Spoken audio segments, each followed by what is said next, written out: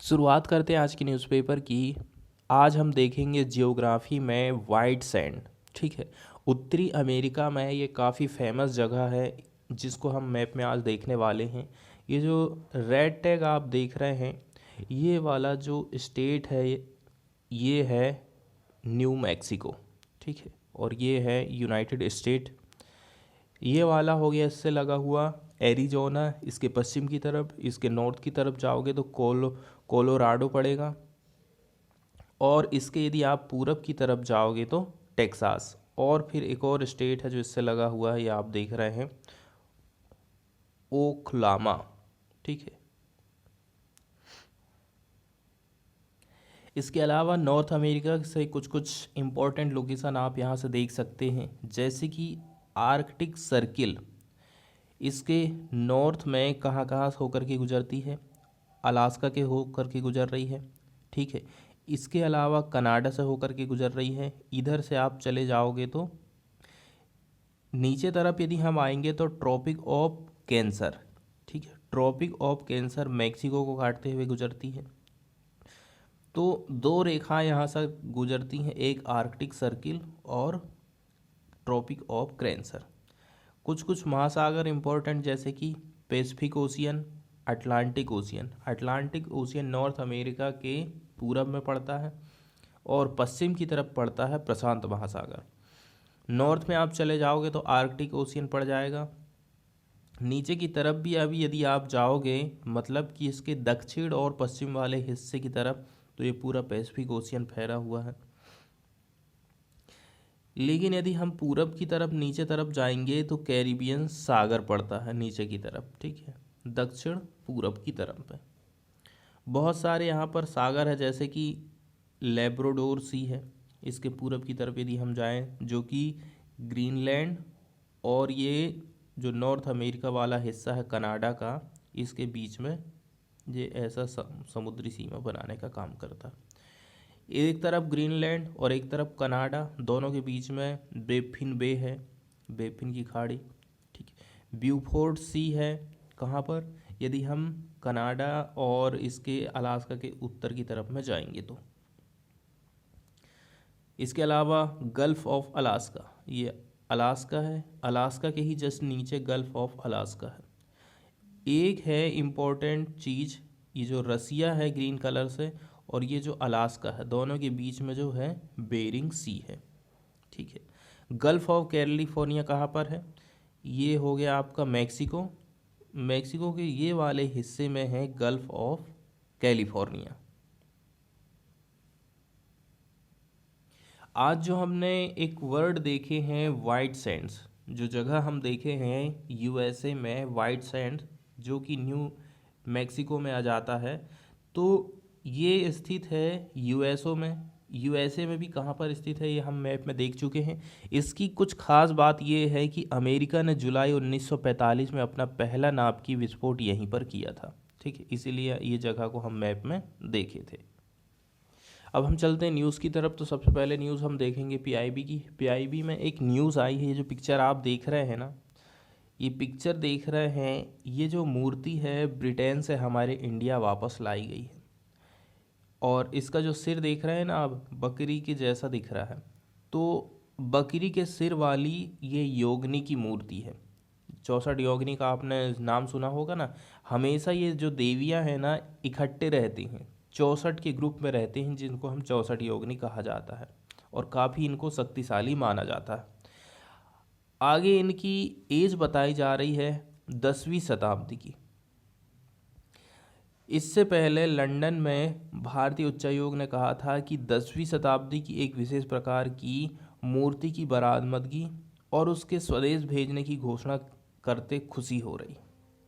इसे 1980 के दशक के आसपास यूपी के बांदा के लोखरी में एक मंदिर से यहाँ से तस्करी हुई थी, आप ये कह सकते हैं। हटाया जाना तो हम नहीं कह सकते, क्योंकि इस प्रकार की जो मूर्तियाँ हैं इनको अवैध रूप से तस्करी भी होते रहती है। अब इसमें कुछ डिटेल बताई जाती है। मूर्ति एक बकरी के सिर वाली योगिनी की है, देवी है ये, जो कि मूल रूप से बलुआ पत्थर में पत्थर के देवताओं के एक समूह से ये संबंधित है। और वो लोखरी मंदिर में स्थापित था।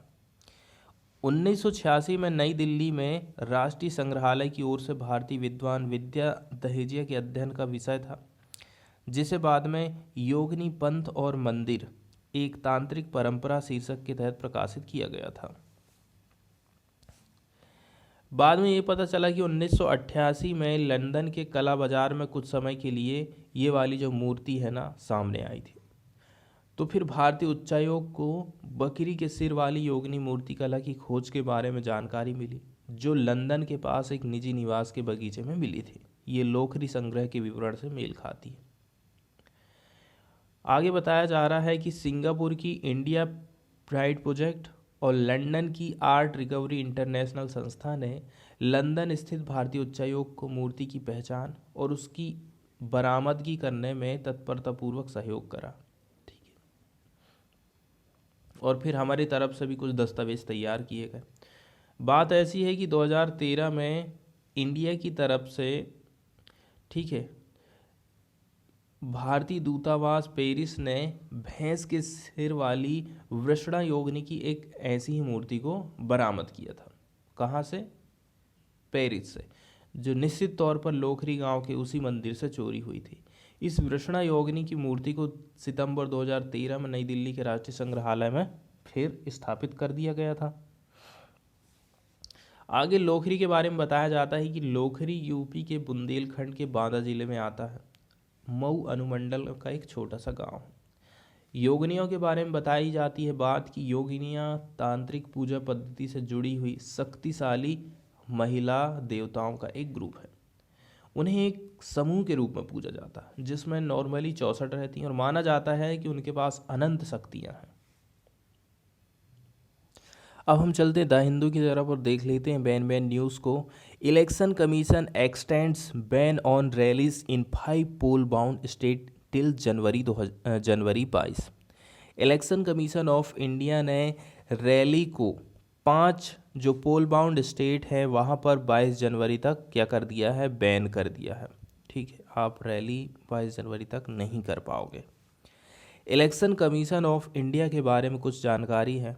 ठीक है, तो हमारा जो संविधान है उसका आर्टिकल 324 ये कहता है कि संसद, राज्य विधानमंडल मतलब विधानसभा, राष्ट्रपति, उपराष्ट्रपति, सबसे पहले आ गई हमारी संसद, इसके बाद आ गई विधानसभा, इसके बाद आ गया कौन? राष्ट्रपति प्लस उपराष्ट्रपति। इनके जो पद हैं संचालन, निर्देशन, कंट्रोल, इनका जब चुनाव होगा तो इसकी जिम्मेदारी किसके हाथ में रहेगी? इसकी जिम्मेदारी का काम रहेगा चुनाव आयोग के पास में। ठीक है, चुनाव आयोग ना एक अखिल भारतीय संस्था है, क्योंकि ये केंद्र और राज्य सरकार दोनों के लिए ही काम करती है। निर्वाचन आयोग एक परमानेंट और इंडिपेंडेंट बॉडी है। इसका गठन भारत के संविधान द्वारा देश में फ्री और फेयर चुनाव कराने के लिए किया गया था। आर्टिकल 324 में इसका उल्लेख किया गया है। अब यहाँ पर एक बात ध्यान देने वाली बात ये है कि देखो, स्टेट में ना जो पंचायत और निगम के चुनाव होते हैं, पंचायत के और जो निगम के चुनाव होते हैं, इनको कंडक्ट नहीं करवाता है इलेक्शन कमीशन। इसके लिए अलग से स्टेट में राज्य निर्वाचन आयोग की व्यवस्था की गई है। अब यदि हम इसकी संरचना की बात करें, ठीक है, तो आर्टिकल 324 हमको ये बताता है कि निर्वाचन आयोग मुख्य निर्वाचन आयुक्त और अन्य आयुक्तों से मिलकर के बना है। इसमें कौन कौन आ जाते हैं? एक आ जाता है मुख्य निर्वाचन आयुक्त, ठीक है, chief election commission of India. इसके अलावा अन्य निर्वाचन आयुक्त रहते हैं उसकी हेल्प के लिए। मुख्य निर्वाचन आयुक्त की नियुक्ति कौन करेगा? और अन्य निर्वाचन आयुक्त की नियुक्ति भी राष्ट्रपति करता है। जब अब बात हमने देख ली नियुक्ति की, ठीक है, इसके बाद अगला जो फैक्ट है वो हमें ये जानना है, जब कोई अन्य निर्वाचन आयुक्त ऐसे नियुक्त किया जाए तब मुख्य निर्वाचन आयुक्त निर्वाचन आयोग के अध्यक्ष के रूप में काम करता है। ठीक है, इसके अलावा यहाँ पर बात बताई जाती है कि देखो, राष्ट्रपति निर्वाचन आयोग की सलाह पर प्रादेशिक आयुक्तों की नियुक्ति करेगा। सलाह कौन देगा? जो हेड आदमी है निर्वाचन आयोग का वो देगा, किसको? राष्ट्रपति को।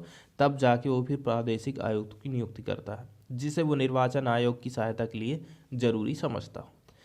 इसके अलावा इसकी संरचना से रिलेटेड एक विशेषता ये है कि निर्वाचन आयुक्तों और प्रादेशिक आयुक्तों की सेवा और शर्त और पद की अवधि राष्ट्रपति निर्धारित करता है। ऐसी कुछ बहुत सारी बातें हैं जिससे इलेक्शन कमीशन के ऊपर ये क्वेश्चन होते रहता है कि ये स्वतंत्रता से और फ्रीली से काम नहीं करता है। इसके बाद वाली जो न्यूज़ है वो क्रिकेट की दुनिया से है। कोहली ने अब जो है टेस्ट से क्या ले लिया है? संन्यास ले लिया है। टेस्ट क्रिकेट की जो कैप्टेंसी है उससे संन्यास ले लिया है कोहली ने। तो a day after India lost the test series 1-2, ठीक है, एक मैच जीता था इंडिया और 2 मैच जीता था कौन? South Africa. तो ये सीरीज किसके नाम हो गई थी? साउथ अफ्रीका के नाम में हो गई थी। हाल ही में ये मैच हुआ था। तो इसी के बाद से ही कोहली ने ये घोषणा कर दिया कि अब मैं जो है टेस्ट क्रिकेट में जो कैप्टेंसी है ना उससे संन्यास ले रहा हूँ। उनका कहना है कि देखो, हर किसी का टाइम आ जाता है और वो टाइम अब आ गया है कि मैं टेस्ट से कैप्टेंसी छोड़ूं। The Delhi batsman who took charge as test captain in 2014 after M S Dhoni step down has been India's most successful leader in the longest format with 40 wins and 68 matches. ठीक है, total 68 matches हुए इसकी captaincy में, जिसमें से इसने 40 match जीता है। ठीक है, मतलब 50% से भी ज़्यादा कहना चाहिए इसने मैच जीते हैं। 2014 में इसको कैप्टेंसी मिली थी एम एस धोनी के बाद से ही। इसके बाद वाली जो न्यूज़ आई है वो ठीक है कॉक फाइट से रिलेटेड है। Despite ban cock fights organise in Andhra Pradesh, NRI और जो punters from various state throng the specially set up arenas. ठीक है, इसमें पाउंटर शब्द आया है जिसका मतलब देख लेते हैं। तो पाउंटर उसको कहा जाता है एक ऐसा व्यक्ति जो कि गैम्बलिंग करने का काम करता है। प्लेसेस ए बेट और make a risky investment, a player who punts. ठीक है, जो लोग मुर्गा लड़ाने का काम करते हैं, जो दो पार्टी का जो मुर्गा रहता है ना, उनको ही कहा जाता है पुंटर्स। तो अलग अलग स्टेट के लोग आए ही थे, यहाँ तक कि बाहर के विदेश के लोग भी यहाँ पर आए हुए देखने को मिला था। Despite a ban on the blood sport, cock fights were organise under floodlight in special set up arenas. ये जो एरिया आप देख रहे हैं इसको एरिनास कहा गया है, जो जिसके चारों ओर फिर इस प्रकार से बैरिकेड लगा रहता है ना। तो at many villages in Andhra Pradesh as a part of Sankranti celebration. तो ये मकर संक्रांति सेलिब्रेशन का भी एक पार्ट माना जाता है यहाँ पर। आगे बताया जा रहा है पुलिस की जो वार्निंग है उसको इग्नोर किया गया था। And the efforts to wean them away from the banned activities, thousand of punters from various countries and the neighbouring state participated in the cockfights in the district of West Godavari, Krishna, Guntur and Nellore. इसके अलावा इसमें भी ये भी शामिल था राजा महेंद्रवम urban areas. इतने सारे यहाँ पर एरिया में इसका आयोजन किया गया था। एक न्यूज़ आई है जो कि इंडिया और नेपाल के रिलेशन को बताती है। ठीक है, इंडिया अपने बॉर्डर में खास करके नेपाल वाले एरिया में कुछ कंस्ट्रक्शन का काम कर रहा है, जैसे कि रोड वगैरह बनाने का काम। तो इससे नेपाल की तरफ से कुछ चिंता जाहिर की गई थी, उसी को लेकर के इंडिया की तरफ से क्या बयान आया है इसको हम देख लेते हैं। India makes its position clear on road to Lipulekh. ठीक है, लिपुलेख वाला जो एरिया है वहाँ पर रोड बनाने का जो काम है वो मोदी ने कहा था कि वो अंडर कंस्ट्रक्शन में है, उसी को लेकर के new Delhi reacts after row in Nepal over PM's comment. PM ने जब कमेंट किया था तो उसके बाद फिर उधर नेपाल की तरफ से भी रिएक्शन आया। नेपाल ने कुछ चिंता जाहिर की अपनी बॉर्डर से रिलेटेड। तो reacting to a series of reports and public statement in Nepal, जिसने नेपाल ने क्या काम करा था, criticising prime minister Narendra Modi's comment on expansion of the road to Lipulekh. हम क्या काम कर रहे हैं, लिपू लेक तक रोड को एक्सटेंशन करने का काम कर रहे हैं। The Indian embassy in Kathmandu said it conveyed India's unambiguous position to the Nepali government. ठीक है, मतलब कि नेपाल के साथ में हमारी क्या एकदम स्पष्ट राय है उसको इंडिया की तरफ से क्लियर कर दिया गया है। The government of India's position on the India Nepal boundary is well known. हम अच्छी तरह से जानते हैं कि दोनों देशों के बीच में बाउंड्री कैसी है, कहाँ है। कंसिस्टेंट एंड एम्बिजियस, और ये बिल्कुल कंसिस्टेंस है और क्लियर भी है। It has been communicated to the government of Nepal, और ये बात हमने गवर्नमेंट ऑफ नेपाल को बता भी दी है। ये जो लेटेस्ट कंट्रोवर्सी है ना, has followed mister Modi's comment at a public rally in Haldwani. 30 दिसंबर की ये बात है जहाँ पर मोदी ने मेंशन किया था लिपू लेक का, कि यहाँ पर लिपू लेक कंस्ट्रक्शन का काम चल रहा है और ये काम कर रहा है BRO, बॉर्डर रोड ऑर्गेनाइजेशन ही काम कर रहा है। Manas Khand which is the gateway to Mansarovar. Manas Khand ये कि क्या है, गेटवे किसका, मानसरोवर का। Was deprived of road by those who believed in depriving you of comforts। इसके बाद वाली न्यूज़ हम देखने वाले हैं फिलीपींस और इंडिया के इकोनॉमिक वाले ट्रेड रिलेशन को। फिलीपींस ने अप्रूवल दे दिया है डील फॉर ब्रह्मोस मिसाइल के लिए। The contract is worth $374.96 million. तो in the first export order for the BrahMos supersonic cruise missile system, the Philippines has approved $374.96 million contract for the purchase of shore-based anti-ship variant of the missile from India, while discussions are ongoing with a few other Southeast Asian countries। अभी तो Philippines से order आया है, इसके अलावा other और भी जो कंट्रीज़ हैं उनके साथ में बातचीत चल रही है। Secretary of national defence of Philippines Delfin Lorenzana has signed the notice of award for the purchase, the contract for which is expected to sign very soon. और ये जो कॉन्ट्रैक्ट है ना बहुत जल्दी साइन हो जाएगा।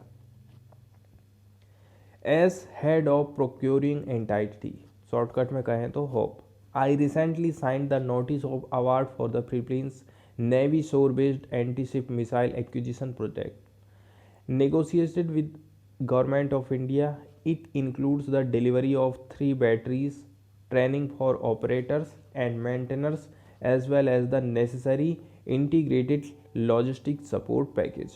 कौन कौन सी चीज़ें यहाँ पर हम और भी देने वाले हैं जिनमें नेगोशिएशन किया गया है, ये सारी बातें आप ऊपर लिखी हैं, जान सकते हैं। Conceptualise as early 2017 the office of the president approve its inclusion in horizon 2 priority project in 2020 he stated. Foreign वाले पेज से एक न्यूज़ आई है रेयर अर्थ मेटल से रिलेटेड, इसको भी हम देख लेते हैं। तो US plans autonomy in rare earth supplies. अब हम सभी जानते हैं कि इस मामले में ना चाइना बहुत ज़्यादा आगे है। आप ये समझ लीजिए कि चाइना हब है रेयर अर्थ मेटल का, और सब जगह वो सप्लाई करते रहता, उसको एक्सपोर्ट करते रहता। तो इससे हमारे देश की जो ऑटोनॉमी है ना वो काफ़ी प्रभावित होती, क्योंकि कई बार कुछ कुछ ऐसी चीज़ें चाइना कह देता है, जैसे कि यदि आप हमारे हिसाब से डिसीजन नहीं दोगे तो हम आपको जो ट्रेड करना है वो बंद कर देंगे आपके साथ में। ऐसी बहुत सारी बातें हो जाती हैं। और एक बात ये भी है, कोरोना के चलते चलते भी हम यदि किसी देश पर डिपेंड है ना, तो कोरोना के चलते चलते भी जो हमारा इंपोर्ट है वो प्रभावित हो जाता है बाहर से। तो यूएस यही चाहता है कि हम कैसे करके इस क्षेत्र में आगे बढ़ सकते हैं, ठीक है, हम ऑटोनॉमी कैसे करके हासिल कर सकते हैं। तो तो दो यूएस की सीनेटर हैं, इन्होंने प्रपोजल किया है ए लॉ को, जिसका एम है हम चाइना का जो एलीग्ड चोक होल्ड है ना रेयर अर्थ मेटल सप्लाई में, जो एकदम पकड़ बना के रखा है वो, तो उसको हम कैसे करके चैलेंज कर सकते हैं, ऐसा यूएस की तरफ से कहा गया। इन्होंने क्या लॉ प्रपोज किए हैं, ठीक है, कि हमें ये इंश्योर करना है United State can guarantee its supply of rare earth minerals, ठीक है। तो हमें ना केवल अपने लिए बल्कि हम इसको सप्लाई भी कर सके, इस बात की गारंटी होना चाहिए, इस बात में हमें आगे बढ़ना है। The Chinese Communist Party has choke hold on global rare earth element supplies which are used in everything from battery से लेकर के fighter jet. The 80% of United State rare earth import in 2019 were from China. 80% हम जो माल मंगवाए थे rare earth metal का वो 2019 में चाइना से था।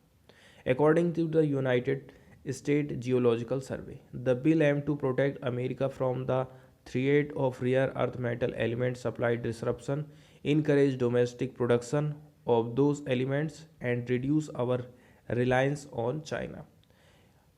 जो कानून है आने वाला है उसके यहाँ पर सारी चीज़ें बात क्लियर हो गई हैं कि हमें अमेरिका को प्रोटेक्ट करना है किस चीज़ के थ्रेट से, रेयर अर्थ मेटल एलिमेंट की सप्लाई डिसरप्शन ना कर दे चाइना। अभी भेज तो रहा है बढ़िया, लेकिन बाद में हो सकता है मना कर दिया, फिर महंगा कर दे दाम। इसके अलावा हमें डोमेस्टिक प्रोडक्शन को भी बढ़ाना है।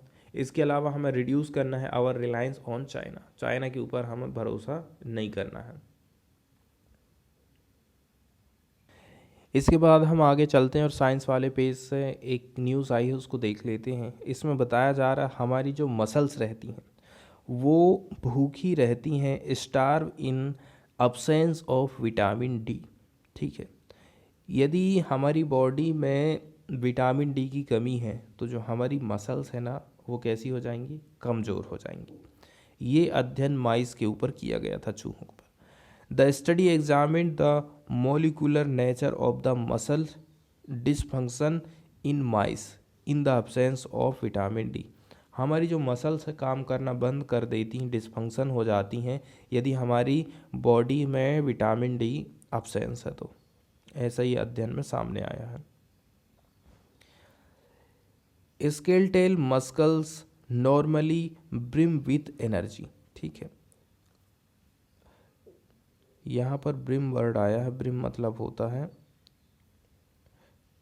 सीमा या फिर पूरा हो जाना, ठीक है, कोर कगार विथ एनर्जी। ये they starve in absence of vitamin D. Normally तो हमारी स्केलेटल वाली मसल रहती है ना वो एनर्जी से भरी रहती है, लेकिन yet they starve in absence of vitamin D. अब विटामिन डी नहीं रहेगा तो वहाँ पर एनर्जी भी नहीं रहेगी। आगे बताया जा रहा है कि देखो, this research demonstrate that glycogen stored in skeletal muscle. हमारी जो स्केलेटल मसल है उसमें ग्लाइकोजन स्टोर्ड के रूप में स्टोर है। ये कन्वर्ट नहीं होगा किसमें, यूजेबल फॉर्म ऑफ एनर्जी में, यदि आपकी बॉडी में विटामिन डी नहीं है तो, ठीक है। तो आप अपनी मांसपेशियों के लिए खास करके ध्यान रखें कि विटामिन डी से रिलेटेड जो भी स्रोत हैं खाने पीने के वो आप लेते रहिए।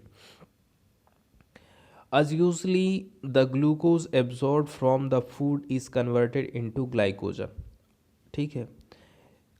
आप ग्लूकोज लेते हो तो जो ग्लूकोज रहता है वो एब्जॉर्ब हो जाता है from the food, is converted into glycogen stored in skeletal muscle. और फिर कहाँ जाके स्टोर हो जाएगा ये, skeletal muscle. This stored energy reserve is used by muscle to produce energy after the food consume is digested. जब आप खाना खाओगे तो खाना के बाद एनर्जी आपकी रिस्टोर हो जाएगी इन मसल्स में, और फिर इस मसल का यूज़ आप करोगे काम काज करने के लिए। तो बताया जा रहा, however in the absence of vitamin D the skeletal muscle is starved of energy decreasing muscles mass. और जो हमारा मसल्स है ना, उसका द्रव्यमान भी धीरे धीरे कम होते जाता है।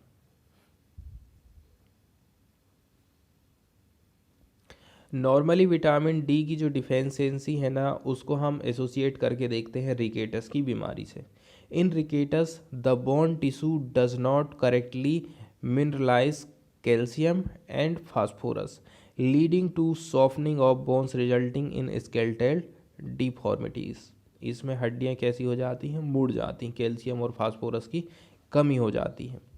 However, we are becoming aware that vitamin D works more as a hormone that and is involved in a host of biochemical reaction.